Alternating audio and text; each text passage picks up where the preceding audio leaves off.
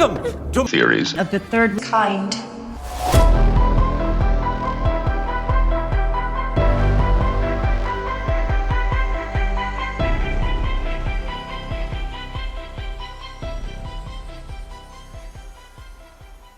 Welcome to Theories of the Third Kind. My name is Aaron. The other host that's joining me today is Danielson.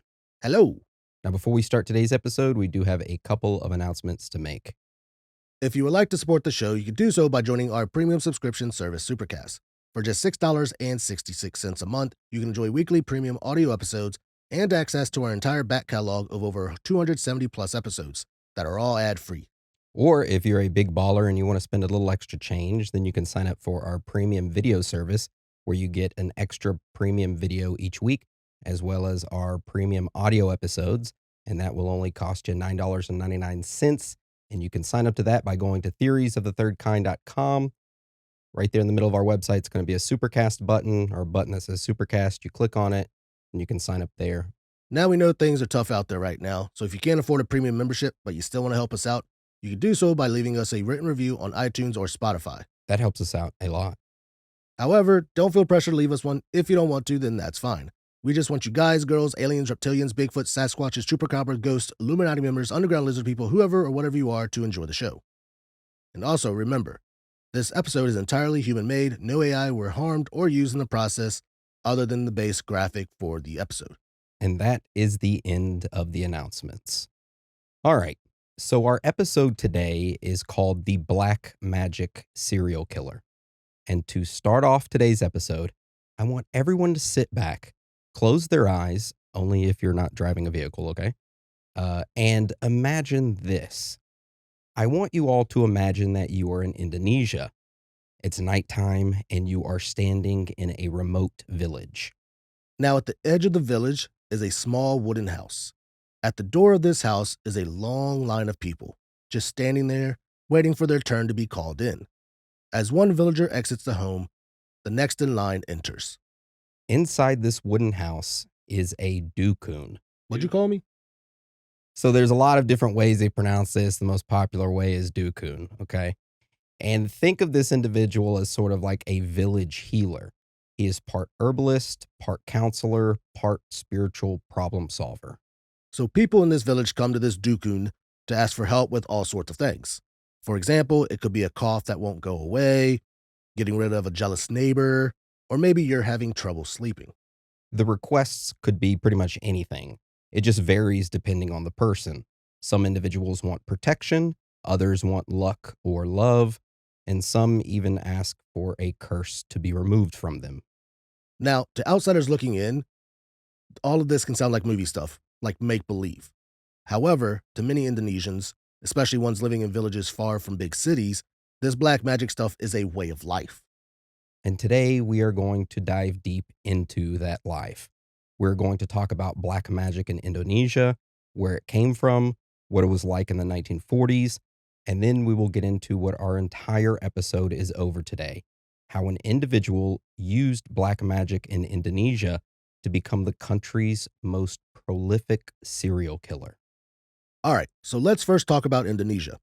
Now, long before there was a country called Indonesia, there were islands, thousands of them, and the people living on those islands were pretty spiritual. Yeah. For example, to honor their ancestors, they made offerings to mountain spirits. They kept calendars for lucky and unlucky days, and when things went wrong for them, they would visit a ritual specialist, like the one we talked about earlier, the dukun, which from now on we are going to call a shaman. We're not going to call them dukuns, we're going to call them shamans. Now, these ritual specialists, the shamans, they weren't like cartoon witches. They were actually honored members of the community. If your child got sick, the local shaman knew a type of leaves to boil into tea to heal your child. If you were having nightmares, the shaman would make you come to them and say, hey, tell me all about your nightmares, bitch. You would sit there and you would tell the shaman, man, I've been dreaming about Dan coming in, flashing me with your wiener, or whatever that you're scared of, okay? And then the shaman would say, okay, well, this is what your dream means. Now let's pray about it. And that's what the shaman would do for the villagers in the city.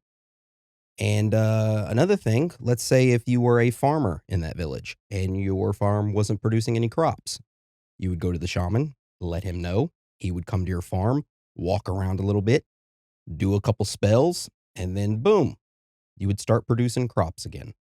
Now, these shamans would also take a tree bark, turn them into books that looked like long accordions, and then write in them. Inside these books were recipes for healing, ways to read omens, and instructions that could heal, but also harm. Now, according to these shamans, the techniques for good and bad, they were often looked at the same. For example, a prayer is a prayer, an herb is an herb, and a ritual is a ritual. What makes something black magic, aka bad, or white magic, aka good, is the intent and the ethics, not the tools themselves. A love charm could be a harmless confidence booster, or something that leans towards control. A protection chant can help you feel brave, or fuel a fist fight. The line was thin, and everyone in the village knew it. All right, now that you have that understanding, let's jump to the 1940s. So, around this time, the Dutch had established a strong colonial presence over the islands, and Indonesia had been under Dutch colonial rule for centuries. A long, long time, like over 300 years. Well, the people living in Indonesia, they had enough. And the Indonesian National Revolution began. During this time, multiple villages in Indonesia began arming themselves with sharpened bamboo spears that were blessed by their local shaman. Also, in one famous town, farmers lined up at the local boarding school to have their spears prayed over before heading out to defend their villages. Now, that leads us to the question: did the blessings make the bamboo stronger? Did it make the fighters braver? Honestly, that's not the point. What mattered was the feeling. These fighters truly believed that this magic helped them on the battlefield. And another great example of this is during that time, many of the local fighters were wearing shirts with the word cabal on it, which cabal meant invulnerable. They believed if you wore a shirt with that word on it, then bullets would bounce off of you and you couldn't be stabbed or cut with spears. Yeah, and believe it or not, that was a very widespread belief at the time. So a lot of people wore shirts with that word on it and would like literally run into battle with those shirts and tank bullets. Just like platoon. It didn't work. So The words weren't big enough. yeah. So this kind of gives you an idea of how widespread this belief of magic was in the 1940s in Indonesia. And like we said, a lot of people were fighting for their country at the time, and they would use this magic to help them pretty much gain an edge on the battlefield, or what they believed was an edge. Well, apparently it worked though, because on August 17, 1945, the Indonesian National Forces declared Indonesia independence after almost 350 years of Dutch rule. So they were finally an independent country and free from colonial rule. All right. So now that we have an understanding of black magic in Indonesia, where it came from, and what it was like in the 1940s, let's now get into what our entire episode is over today: the individual who used black magic to become the country's most prolific serial killer, Ahmed Suradji. Which, by the way, real quick, his name is spelled Ahmad. However, you do not pronounce it Ahmad, you pronounce it Ahmed. So, just a little FYI. All right. So Ahmed Suradji was born on January 10th, 1949, in a village near the city of Medan, Indonesia.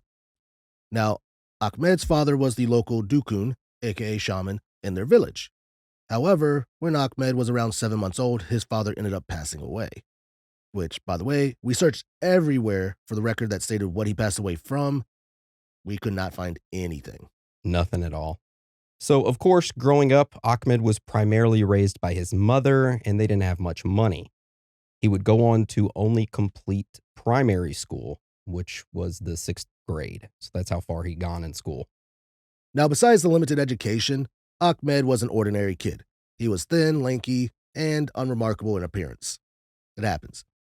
Yet there were early signs that Ahmed's life would take a strange path.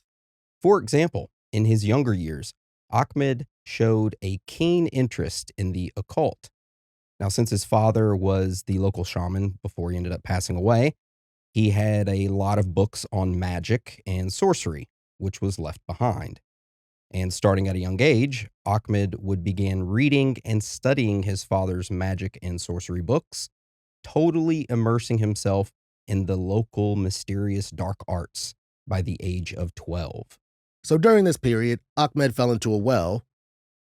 Like a Just water well. Yeah, like a he water did. well, okay. And ended up surviving the fall. There you go. And after that, Ahmed began carrying a machete around with him and allegedly had a habit of using the machete to steal cattle. Well, that's definitely a twist in his life. This earned him the nickname Nasib Klevang, which Nasib means fate or luck, and Klevang is a type of machete. Now, despite carrying a machete around and stealing cattle, Ahmed didn't get into any major trouble in his childhood. Something else that we should mention about Ahmed's father is that before he actually became a shaman in the village, he was actually a cattle breeder. Now, you ask, why is that important? Well, in his early 20s, Ahmed decided to follow in the footsteps of his father and become a cattle breeder.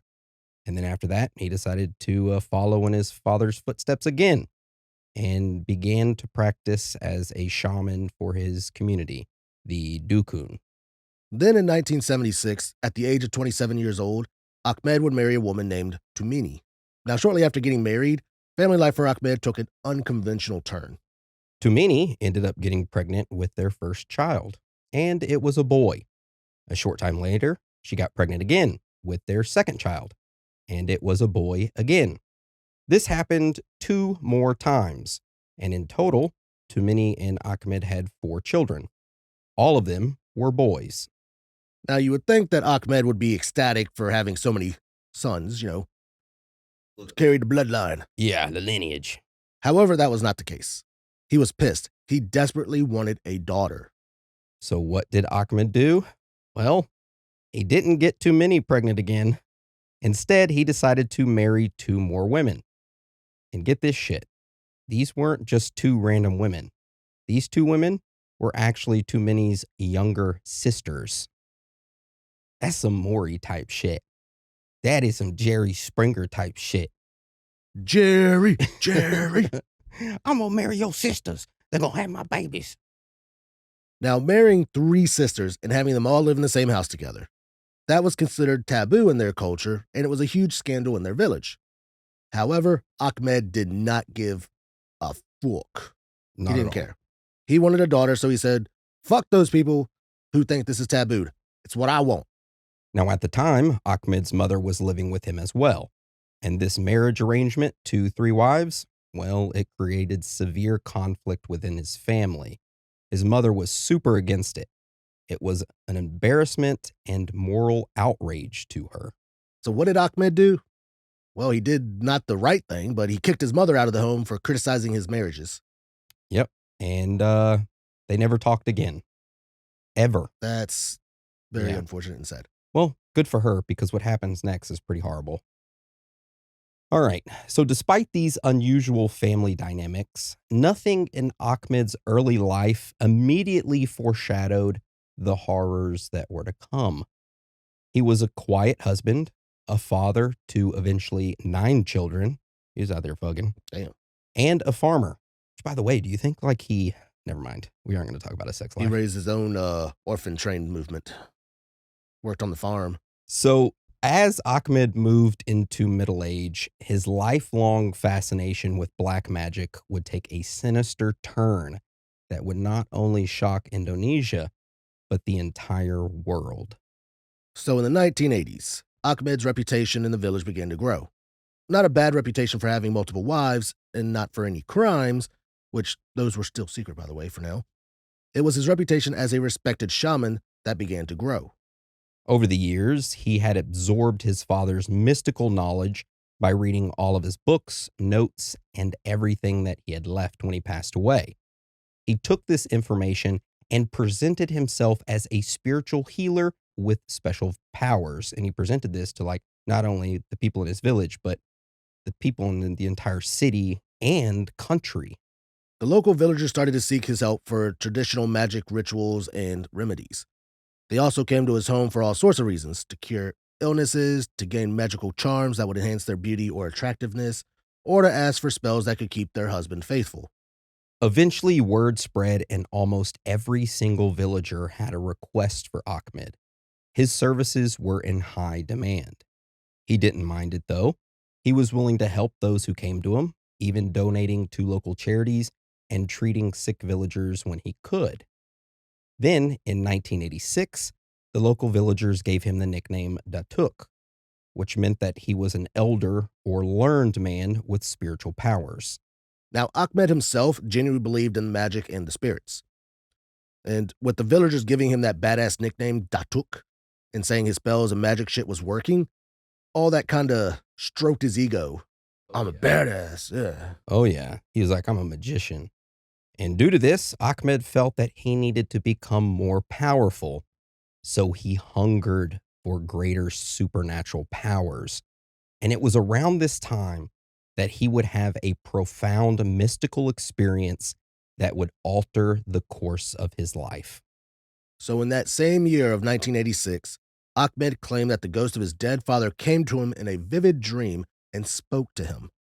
In this dream, his father's spirit said the following: There is a powerful form of black magic. And for you, Ahmed, to become a truly mighty mystic healer, you must obtain this powerful black magic. To obtain this, you must sacrifice 70 women and drink the saliva of each. Only by completing this ritual of 70 victims and drinking their saliva, you would then unlock unstoppable supernatural abilities and great personal power. That's what the ghost of his dead father told him. Go kill 70 women and drink their saliva. What a weirdo. Of course, whenever Ahmed woke up, he was both alarmed but intrigued by what his father's ghost commanded. But then he thought that maybe he could just wait for 70 women to die naturally, collect their saliva, then drink it. But Ahmed quickly realized that it would take far too long to wait for 70 women to die naturally, and he decided to do it himself. At first, he felt uncertain about harming anyone. However, the promise of ultimate mystical power and becoming the greatest wizard of all time, that pretty much allure was too strong for him. In his mind, Ahmed justified the upcoming sacrifices and murders by stating that if he gained this magical power, that he could use it for good, for a greater purpose, helping people with his healing powers. He just needed to sacrifice 70 women first, that's all, and drink their spit. Freak. Fucking freak. So in late 1986, Ahmed crossed the line from healer to killer, embarking on one of the history's strangest and most horrific serial murder sprees. For the next 11 years, from 1986 to 1997, in the troubled areas of the city of Medan, women began disappearing. Now, at the time, nobody connected these disappearances to the shaman Ahmed. He would carry out his ritual killings carefully, using his reputation as cover.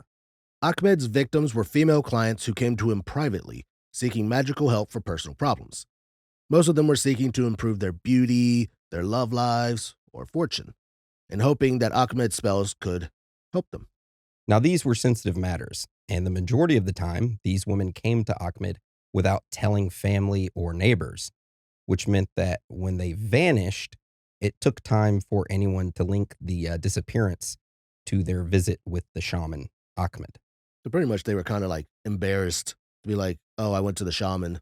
Yeah, I wanted my boyfriend to love me more, or I wanted this guy in this village to love me, so they wouldn't tell anyone and they would go to him in private. So the victims of this ritualistic killing spree were girls and young women of varied backgrounds. Most were between their teens and late 20s, the youngest around 11 to 13 years old, and the oldest about 30. Many were locals from nearby villages. A significant number were sex workers or women who might not be immediately missed. It is worth noting that Ahmed profited from these killings in more ways than one.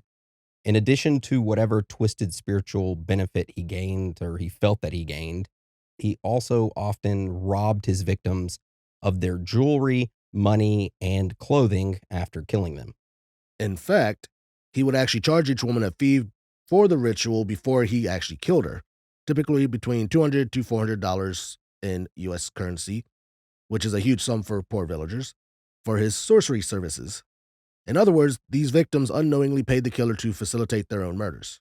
So this is what usually happened. When a female client arrived to Ahmed asking for his magic, he would agree, but insisted that the ritual must be done in a special way or location. Under the cloak of darkness, he would lead the woman out to the sugarcane field near his house, a quiet, isolated expanse of tall canes that provided cover. Ahmed had chosen this spot deliberately.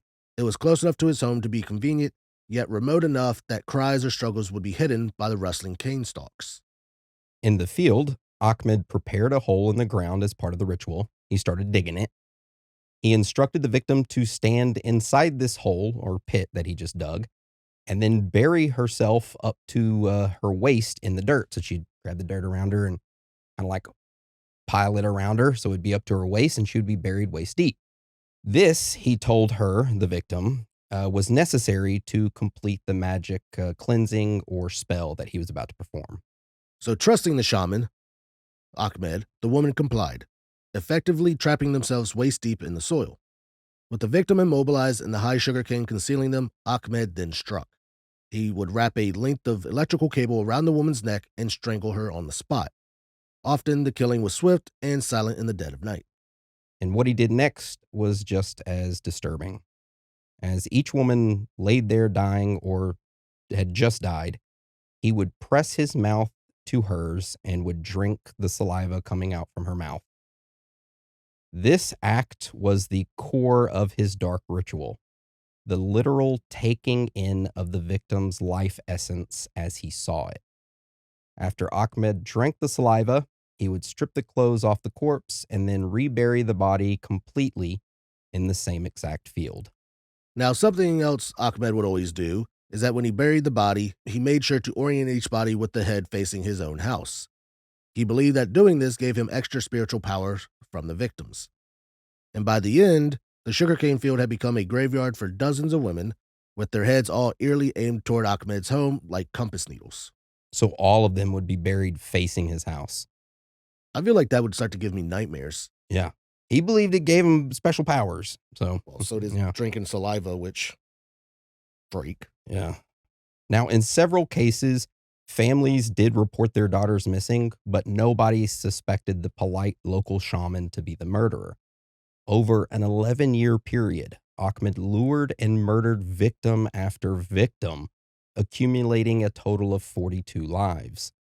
And like we mentioned earlier, he had to kill 70 women, as his father's ghost demanded in his dream. And no one suspected Ahmed to be the killer, so he just kept racking up those numbers. Yep, so Ahmed continued his daily life tending cattle, spending time with his wives and children, while also performing the task of the village shaman. He was doing all these tasks while also slowly growing his victim count to his goal of 70. However, in 1997, one missing person case finally unraveled Ahmed's dark secret and brought his rituals, murders to an end. It all began on the evening of April 24th, 1997. 21-year-old Kamala Dewi left her home to seek help for a personal matter. She approached a teenage rickshaw driver named Andreas in the local city and asked him to take her to a renowned shaman called Datuk, aka Ahmed. Now, she was adamant that the meeting be kept secret and did not even arrange for a return ride. Andreas drove Kamala to the place she requested, the home of Ahmed, and dropped her off. After that, Kamala was never seen alive again.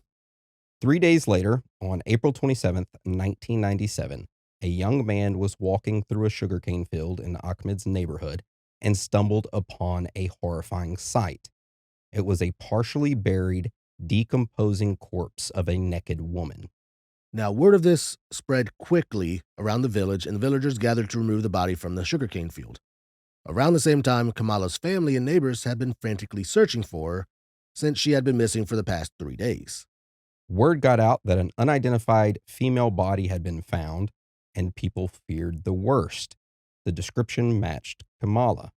Tragically, it was her body.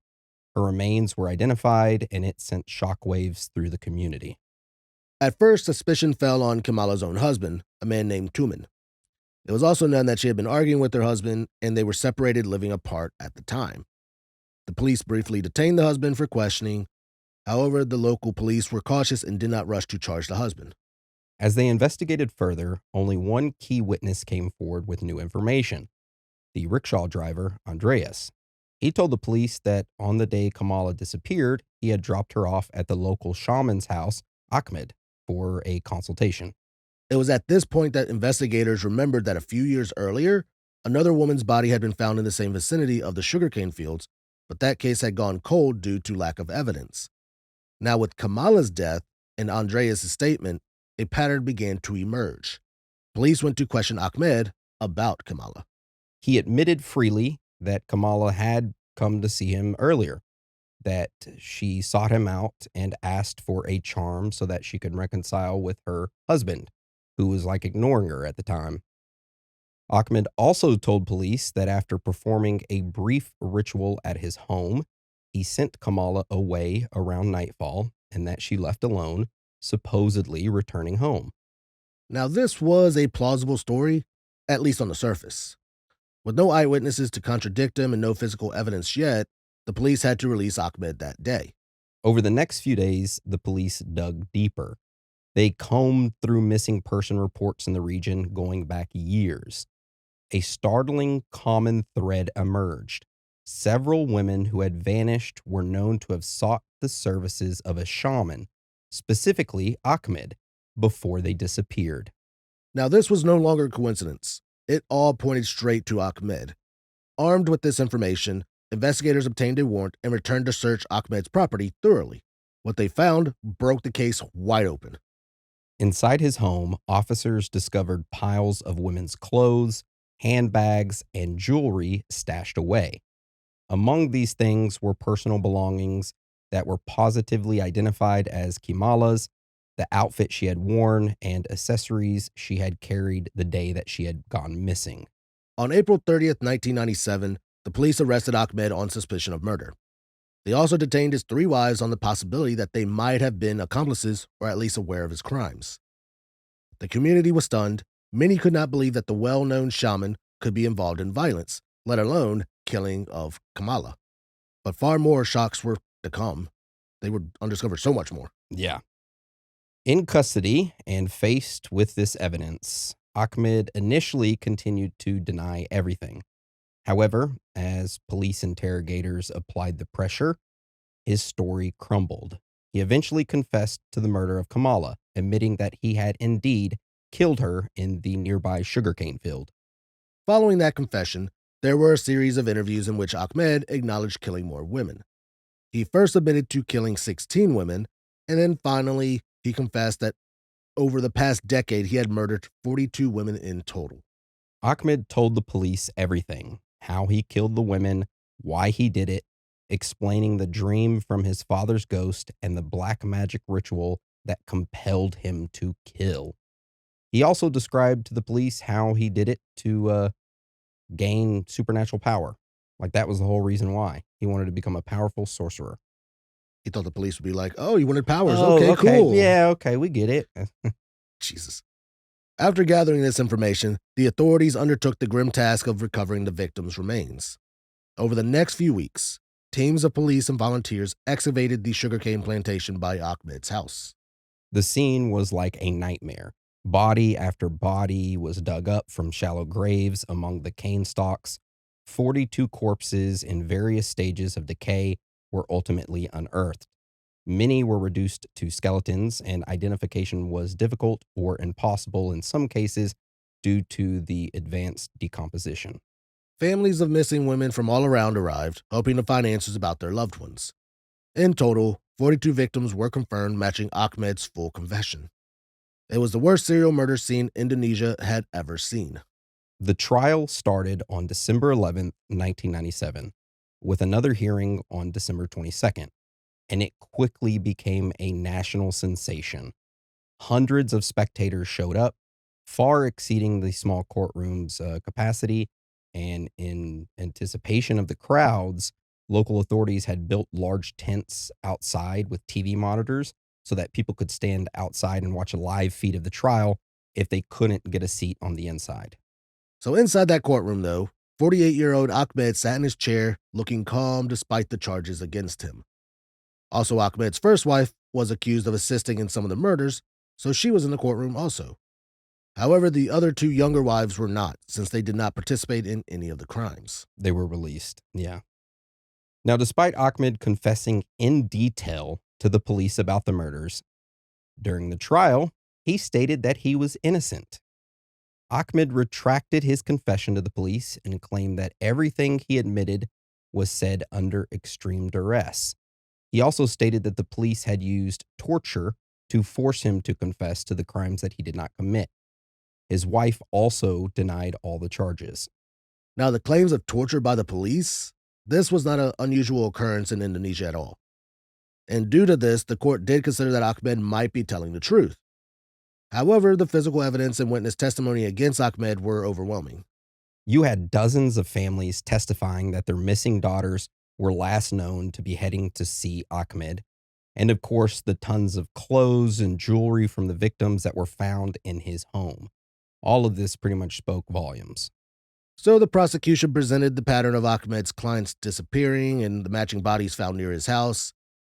They walked the judges through the horrific ritual Ahmed had described, and they also highlighted how his black magic motive was not a made-up police story. It aligned with the occult books found in his possession. For months, the trial unfolded with testimony. By April of 1998, the trial was drawing to a close. And finally, on April 27th, 1998, the verdict was delivered. The panel of 3 judges found Ahmed guilty on 42 counts of murder, concluding that the evidence of his serial killings was indisputable. Judge H. Harefa, speaking for the panel, then pronounced the sentence death. Almost everyone in the courtroom started cheering.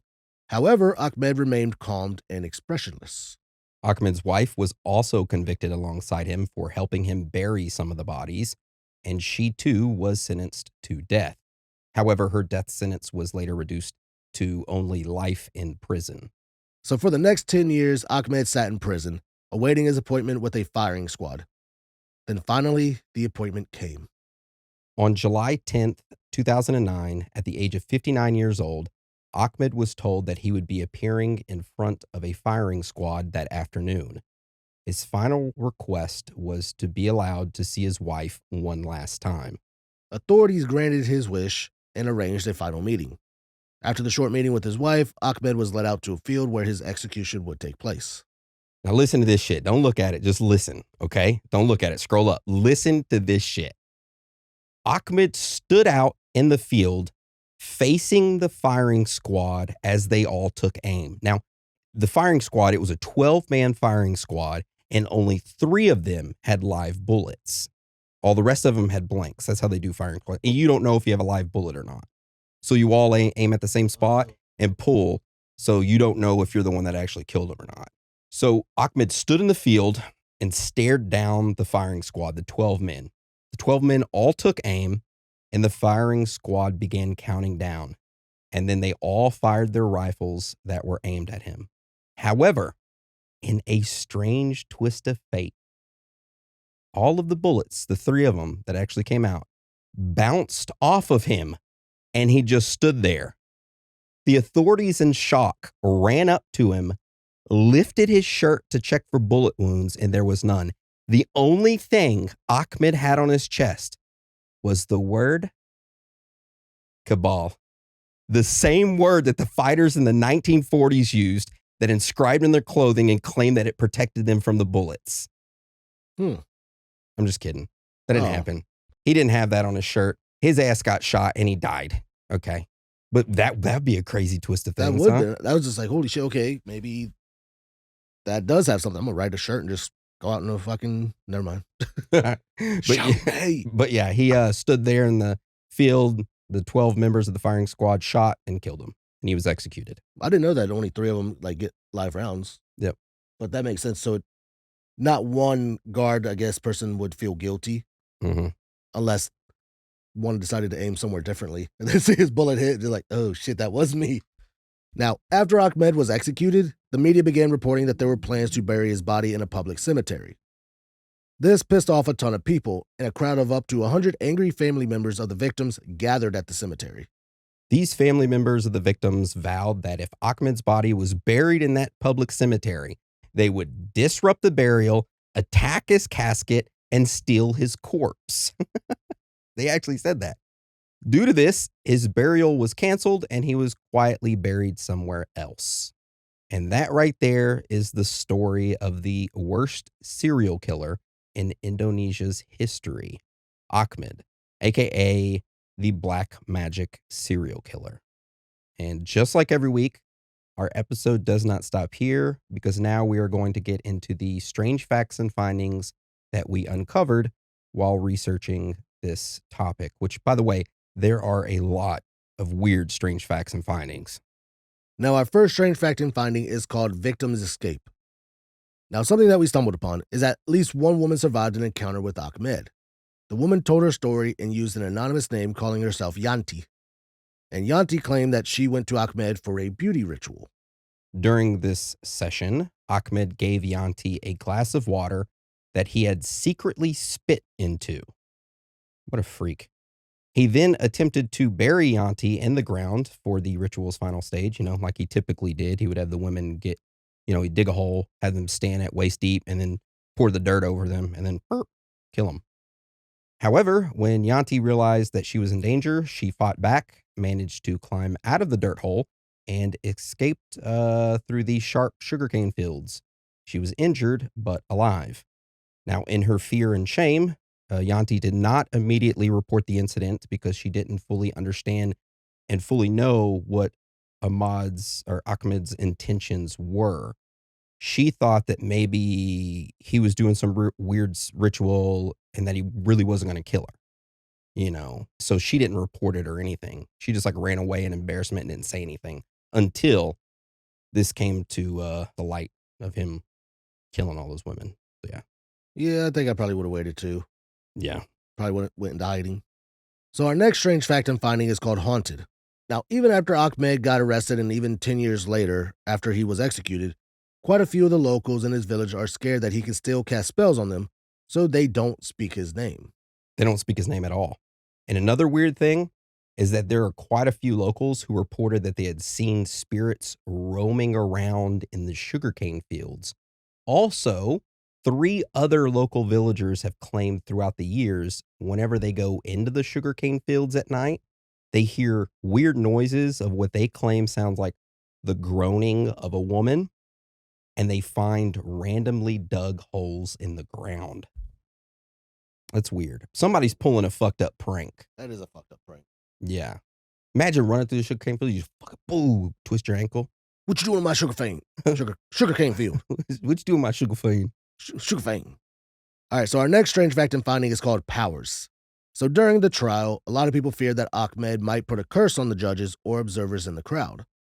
Due to this, security personnel were to alert the judges if they observed anything unusual from Ahmed.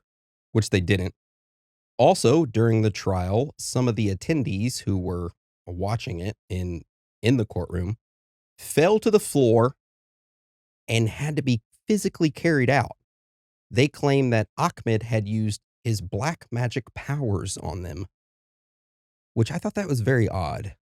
You would disrupt the courtroom process and then make the claim for black magic powers against him. You think that was maybe some plants? People working with him. Or no, with him, or maybe plants from the police trying to get the convict? Because I have some weird theories that actually fit well with this that we'll go over later. But before then, we got some more strange facts. All right, so the next strange fact and finding is called government services. Now, before we get into the strange fact and finding, we first need to go over something really quick. So in the country of Indonesia, privately owned vehicles have black and white license plates. Now, government owned vehicles in Indonesia, they have red and white license plates. These special red and white license plates indicate that the vehicle belongs to a government agency of the country. Now, just remember that because it plays a role in this strange fact and finding. So continuing on with this strange fact. Now, when Ahmed was arrested and news of the crimes he had committed went public, local news stations hit a gold mine.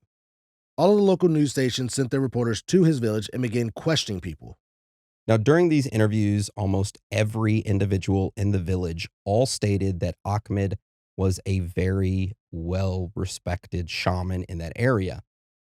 And that's all normal, right? However, three individuals who were interviewed separately, all of them were interviewed separately, all stated something odd. They claim Ahmed was the top shaman not only in their village, but that he was known around the country. He was so well known for his powers that government officials regularly sought him out for his services. These villagers then stated that the cars with white and red license plates were often seen visiting Ahmed's home at nighttime.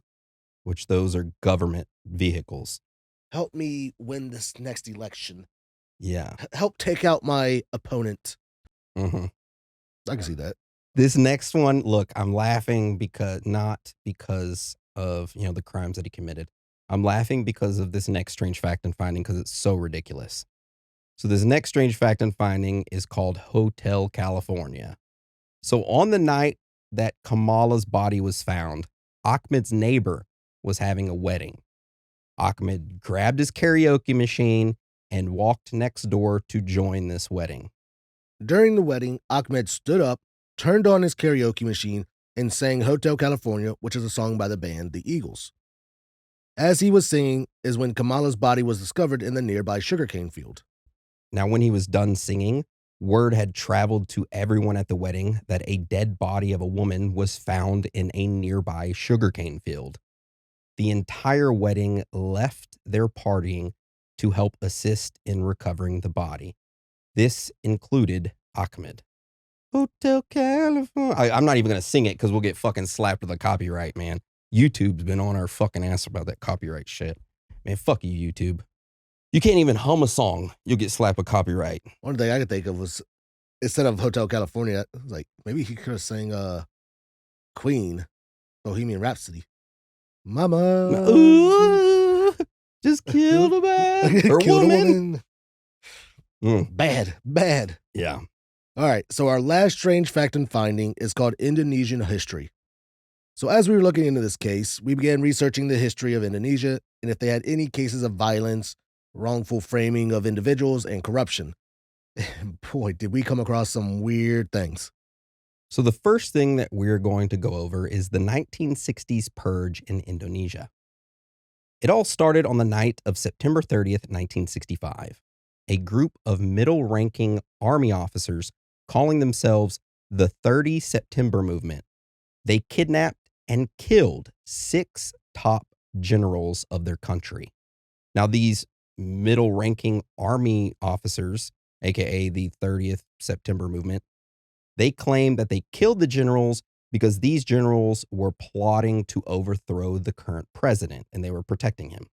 That following morning, the major general over Indonesia, who was not targeted, he claimed the army officers were part of the Indonesian Communist Party, and everyone involved or a part of that party needed to be killed. Which, by the way, it's still debated on whether the Indonesian Communist Party was even involved. Some say that they were used as a scapegoat by the major general for him to wipe out that party. Yeah, like he just said, hey, it was the Communist Party. Everyone go kill everyone, or everyone go kill all the communists. They're trying to overthrow the president. They all have to die. Yeah, and with this major general ordering that everyone who supported that Communist Party be killed, what followed was just that. It was one of the largest mass killings of the 20th century that not many people know about. Over the next year, the Indonesian army, with the help from militias and sometimes ordinary civilians, killed anywhere from 500,000 to over 1 million people accused of being communists or communist sympathizers. Many of these individuals were not even communist members at all. Some were just teachers, villagers, or people caught up in local feuds. Yeah, you'd get into a fight with somebody and they'd be like, communist. So it's just like the witch trials. Exactly. Witch, communist, dead. 1,000%. That's fucked. Yep. And by 1966, this chaos killing, it allowed the major general to push the current president out of power. The president was sidelined and eventually placed under house arrest until his death. And the major general became the new leader, ushering in the authoritarian New Order regime, which ruled over Indonesia for more than 30 years. So it's not like he's the one who set up this entire coup. He gaslighted the Yeah. shit out of everybody. Okay. Yeah, he's the one who ordered like these people to kill the generals, which started him to kill off this communist party and then take over. It's crazy, Oh, man. man. Yeah, what's even crazier is what's next. Yeah, because if you thought that was bad, let's talk about this next thing that happened called the Petrus killings. Between 1983 to 1985, in Indonesia, thousands of alleged criminals, often just, poor young men though, were executed without trial. Bodies were dumped in public spaces, sometimes with notes labeling them as thieves. The killings were presented as mysterious vigilante justice, but later evidence and testimonies pointed to direct involvement of security forces under the new government rule of that bitch ass major general. Essentially, the government of Indonesia killed random innocent people and then shifted blame to shadowy gangs or anonymous vigilantes, saying the gangs are doing it, not us. Gaslighting people even more. The streets are unsafe. The streets are unsafe, but we'll keep you safe. It's the elite killing off these people. Yeah. Run. All right, now there's one last thing we want to mention. It was the police misconduct in Indonesia. Since 1998, human rights groups like the Contras and the Amnesty International have documented modern examples of Indonesian police torturing suspects to extract confessions. For example, suspects in murder or terrorism cases were beaten by the police until they admitted guilt. In some of the drug cases, evidence was reportedly planted by the police to frame individuals. And then wrongful convictions have happened, but they were exposed only years later after the prisoner had been inside prison for 5, 10, 20 years for not committing the crime that they were charged for. And these were not always about covering up killings by police themselves, but about pinning crimes on easy targets instead of pursuing the real perpetrators. Pretty much they were lazy Yeah, sounds like it. and used their power whenever they wanted to blame others and get rid of others.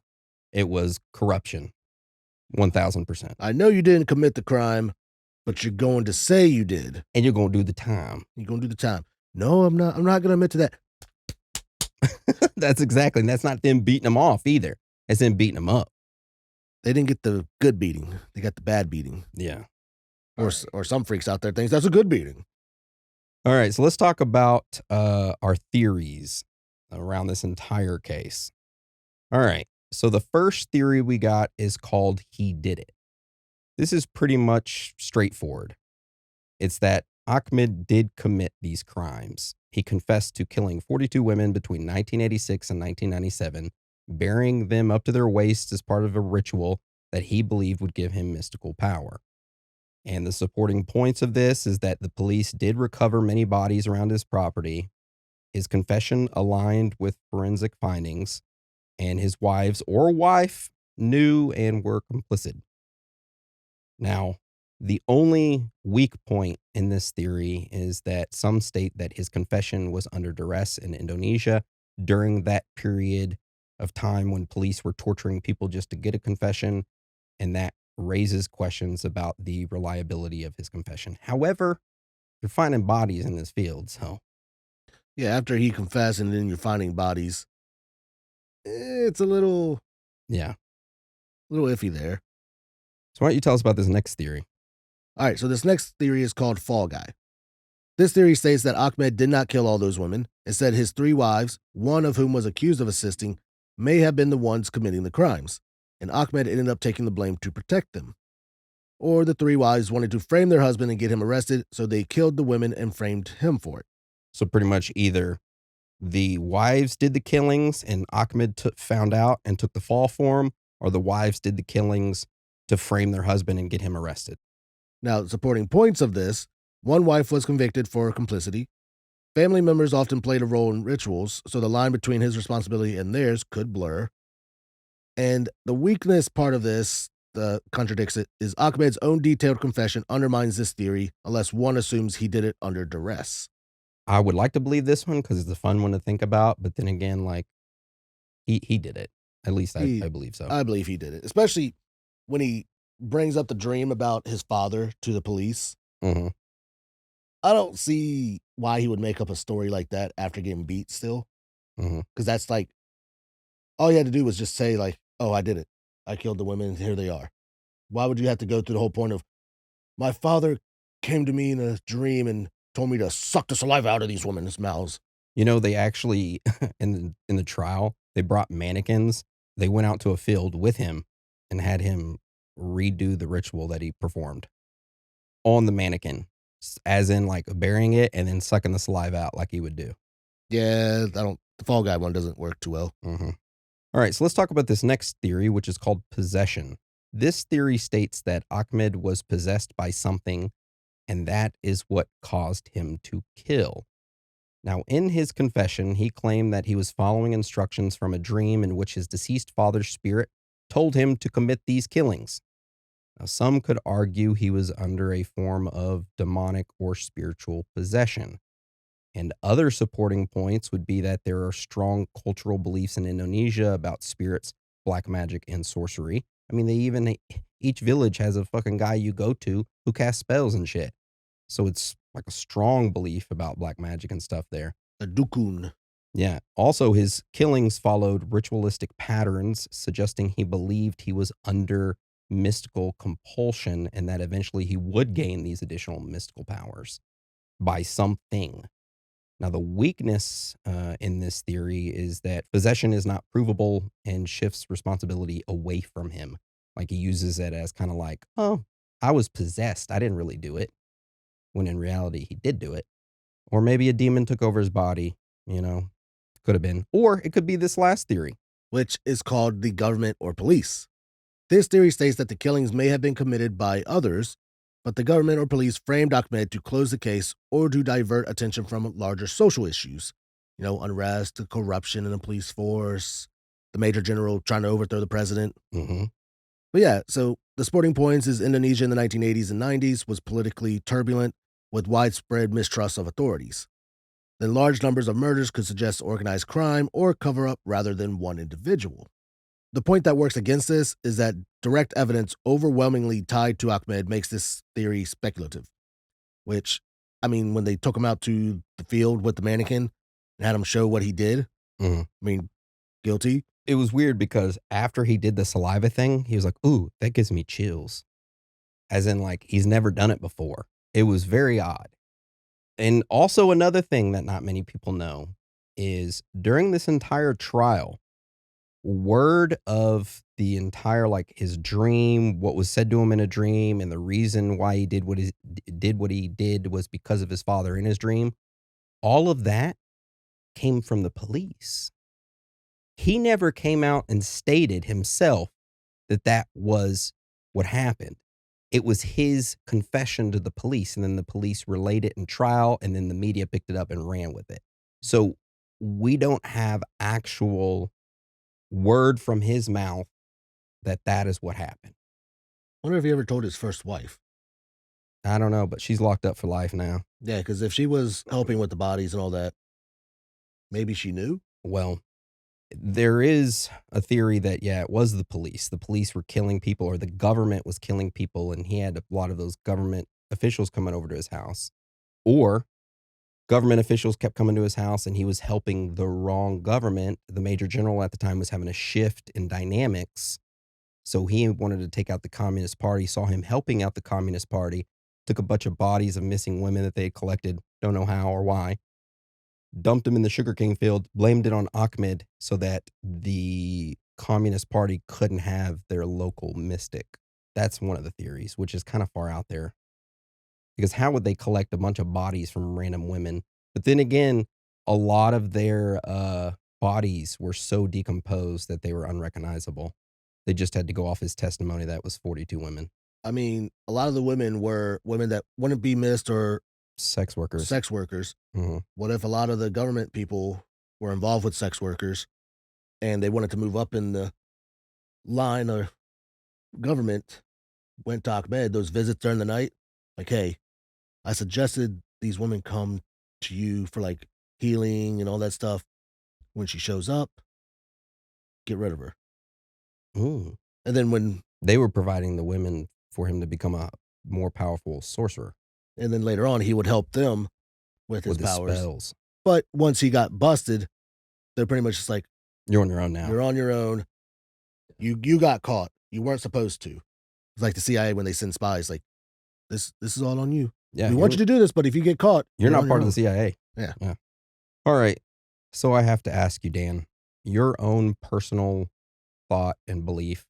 Which theory do you think it is? I was totally for that he did it, but then when you told me that the only way they heard, like, about his dream with his father was through the police, and he didn't tell nobody else, not even his possibly not even his wife, and that's the only way we heard that, it kinda pushed me away to that and pushed me towards the government. Mm-hmm. Now, he could have been doing it for that reason, but it starts to make me think that the government may have known about it and then just kinda do a blind eye to it. Yeah. But then once, say, all the other stuff started happening and they needed something to, like, wag the tail, wag the Wag the dog. dog. This was a perfect opportunity to get 2 birds with 1 stone. The media was shift to him, and all the women and stuff that they sent to him, he could be blamed for it. Boom, gone. 2 birds with 1 stone. I want to go with that because I like that theory, but I'm just going to have to go with the boring one. He did it. He wanted to become a more powerful sorcerer. He had a CTE damage or CTE whenever he was a child, falling in that well like a dumbass, chasing around cattle with machetes and stealing them. Then he had those multiple wives, and he started building up his ego and wanted to become more and more powerful with all these fucking villagers gassing him up, being like, dog, your ritual fucking helped me, dog. I can get an erection now, boo. My wife loves it. He's like, well, fuck yeah, dude, keep gassing me up. So then his ego grows more and more and more, and then he ends up wanting more power, so he does his sacrifices due to the dream he had, and that's it. Yep, he did it. That's what I truly believe. He wanted to become Batman. Batman. Batman fell into a well with all the bats and stuff, and he came out. Now he's like a superhero. I'll be super wizard. He thought if he did this and then the dream happened, it's like you can gain powers from this now. Super Ahmed. The super shaman. Yeah, it was a very interesting episode. I've never heard of this before. Very odd, but very fun to research. And my condolences to all of the families affected by these horrible crimes. A lot of women, 42 of them. Yeah. Pretty much trusted the shaman. I mean, the village trusted the shaman enough to let him do his practices there. And then pretty much they were all betrayed, and then especially the women, and went there wanting help with, relationships and their beauty, their looks and all that. And Ahmed took advantage. Yep. For powers. Well, that is the end of today's episode. If you or a loved one have been involved with a weird ritual or anything involving black magic, a dukun, please comment down below or send us an email. We would love to hear from you. 100%. So with that being said, that's the end of today's episode. We were going to do a different topic this week, but I switched it up at the last moment and saved that one for later until more things start to unravel with that, which should be soon, because I'm hearing a lot of whispers around the town of what's going on. Finding someone. And supposedly I can't say it because then it'll definitely give it away, but there's more stuff unraveling, which is throwing me off. Me too. Which is very Does weird. it involve an Uber driver? No, it involved the opposite sex. Now too. Oh, yeah. Yeah. I saw that. Yeah. Weird. It's throwing me off completely, and I'm just like, is this something bigger than what we thought? Yep, we got that upcoming. And if you want some more and you can't get enough of us, go sign up for our premium membership on Supercast. You can find that at theoriesofthethirdkind.com. Click on the little Supercast button. It will take you over.